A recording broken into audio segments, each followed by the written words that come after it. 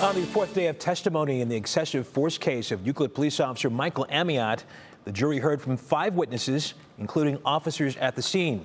The defense rested this afternoon. Closing arguments will begin tomorrow. Neil Fisher has been covering the trial for us. Euclid police officers today told jurors what drew them to motorist Richard Hubbard III back in August of 2017.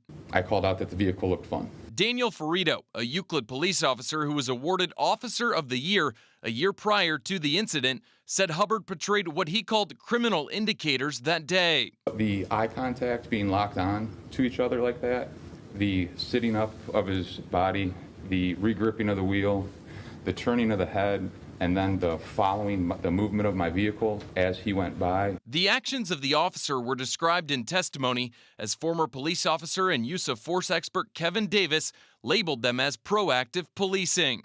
This is what we want officers to do. Davis testified that through the dashcam video, not everyone can see what the officer sees, but says Hubbard's actions led Amiott to throw punches, seen here on video, in an effort to get Hubbard under control. What are you observing Hubbard doing at this point? Grappling with Officer Amiott. After hearing more than a dozen witnesses from both sides, the jury of 3 men and 7 women will soon decide whether Amiott is guilty or not. The defense has rested its case. Closing arguments are set to begin tomorrow morning, and then the jury will receive instructions on how to proceed. We do know that the judge would like this to wrap up before the weekend begins. Russ? Okay, Neil Fisher in the newsroom. Thank you.